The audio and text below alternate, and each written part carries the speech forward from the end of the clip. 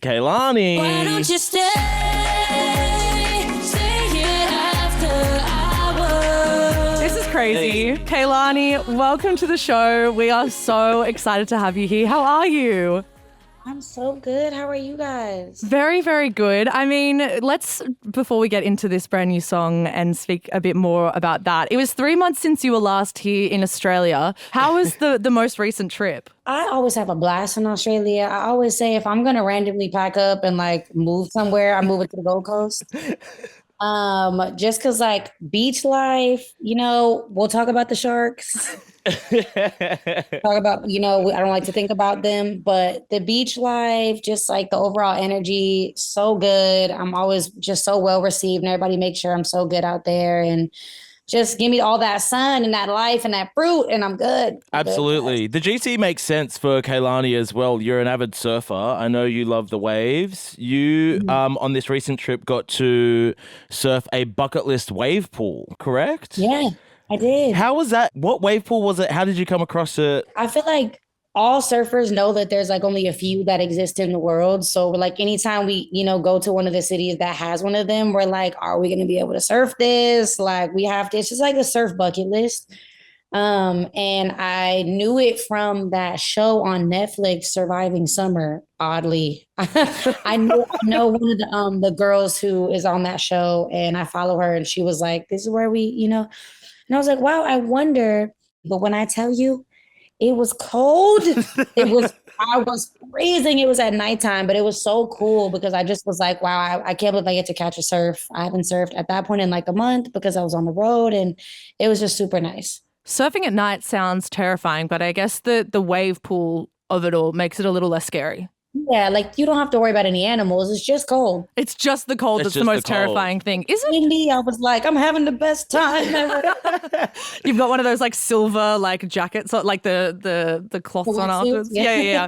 But is it true you were also doing 75 hard during that tour? Yeah, I started actually on the Asia Australia tour. Like the first day I was like, you know what?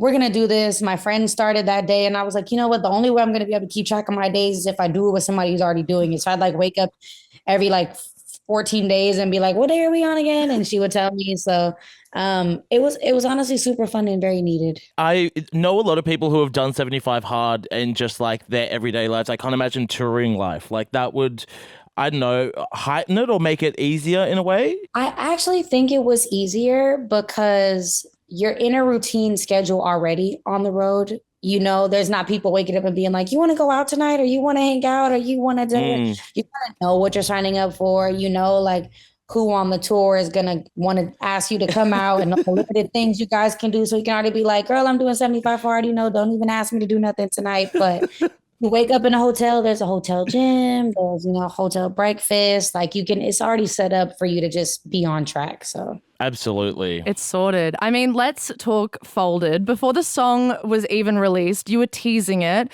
People were obsessed. It takes off. It clocked up the most streams in your entire career for a week after its release. How does it feel breaking that kind of record and doing those numbers after almost a decade in the industry and at this specific point in your career? I think all artists who have been doing it this long and seen so many changes in, how the industry works. I come from like, we just dropping stuff on SoundCloud and I'm outside physically passing out my mixtape on Fairfax to people being like, hey, listen to my music. I'm tweeting everyone back in the beginning of Twitter. Listen to this. Here's a link. Here's a SoundCloud link to like watching streaming services come about to then watching TikTok become this thing that you now have to figure out how to navigate and move, and market yourself in that way. And I think all of us who came before all of this have had these doubts and had these moments where we're like, I don't know how we're going to keep up. Like this feels very foreign to me. I don't know like how this even works. So to have gone about it this way and it like break any of my records is just a trip because it's just a testament to how just if the art stays consistent and you focus on just making quality things and it'll stand the test of time. So absolutely. Now, how did Folded come about? Because I saw a video of it was using the snippet on TikTok and you said, what would you do if I told you I made this a week ago? Oh, it was super quick. Me and my friends who I work with went to Miami for a week actually to complete another song that's probably never coming out. And that was our like whole MO for going to Miami. We were like, we're meeting with this artist. We have to finish this song. Like, this is what we came to do. We ended up moving from this studio where nothing was happening because like we discovered we're just not like studio workers. We're more of like we vibe in the house. We like take our shoes off, sit on the floor. You know what I'm saying? Like be in that kind of environment. And went to this studio house, and one of my favorite producers of all time happened to come because he lives in Miami. Dre Harris, he's a freaking legend. Him and my other producer, Khris Riddick-Tynes, were playing this beat, and I was like, immediately give me that, and let me take it in that other room and let me start. I started fiddling with this melody that just, kept coming up. Another legend, Don Mills, came in and plays this little guitar lick on it, and I'm like, wait, this is all happening too perfectly. And then we started having a conversation about like, emotionally, what it kind of felt like.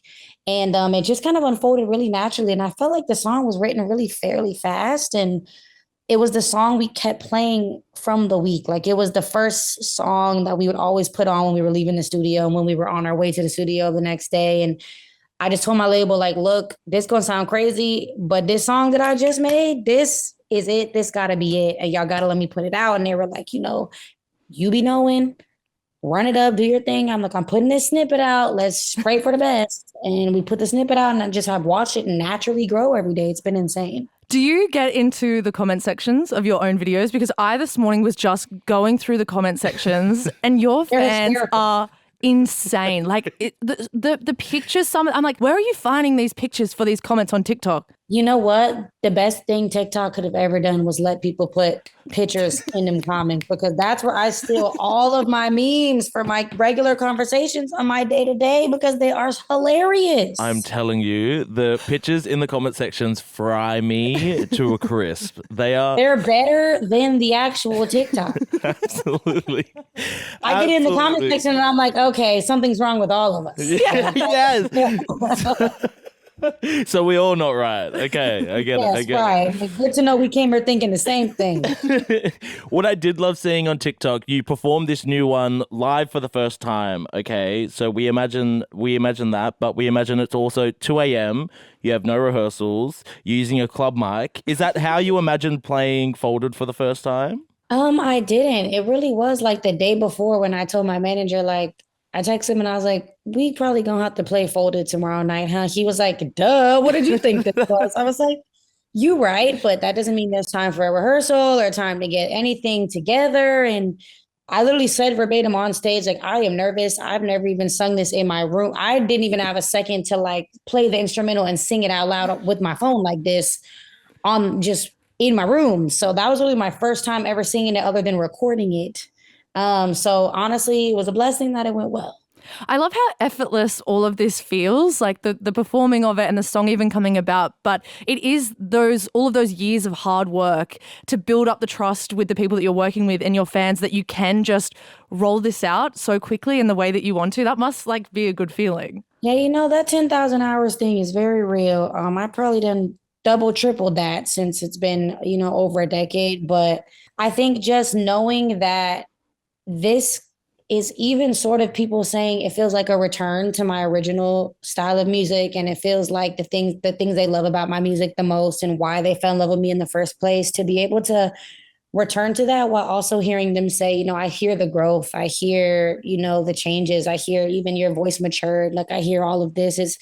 It does feel natural. So I'm just happy to be here, man. In an interview, you were talking about how Crash, you set out to make that album as your self-titled album. There's been a lot of talk around Kehlani and this record, and it sort of turned into Crash what it is now. Would you say Folded would be that sort of first step towards Kehlani, the self-titled? I would say that's if I haven't stamped it yet, but energetically, I feel the most me.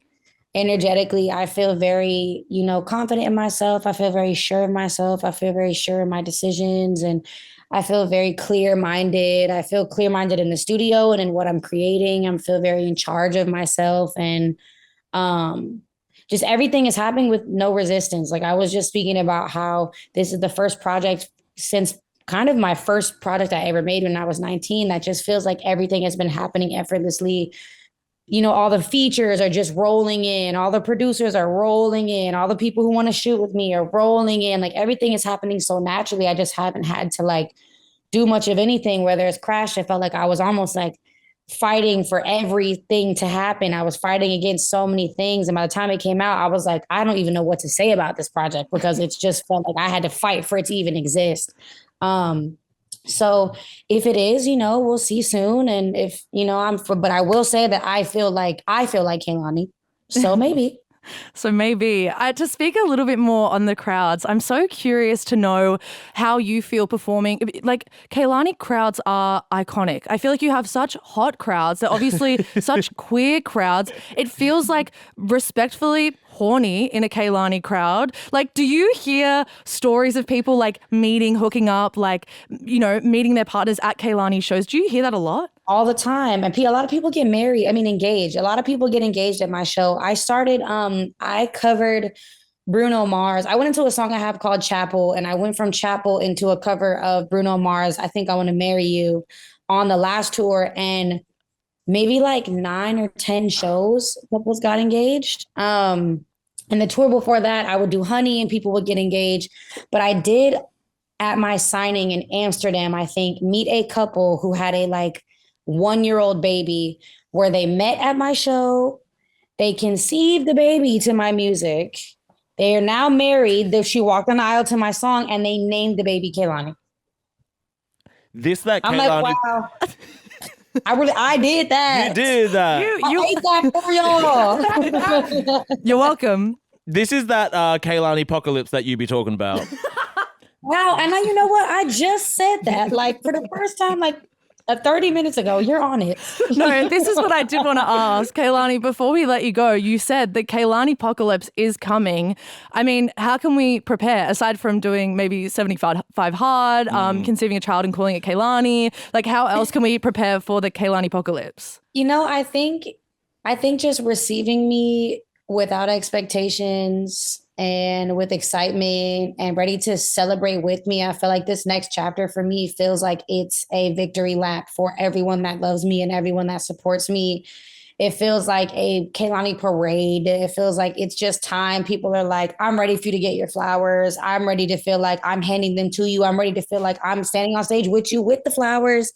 So it just feels like it's about damn time for everybody involved. So, be prepared to give me my flowers and hold them yourself. So. We are prepared. We're prepared to do that victory lap with you, Kehlani. What a pleasure catching up with you, Folded. It is out now. We will hopefully see you very soon back in the country. No, I'll be back. One thing about me, I'm going to come to Australia.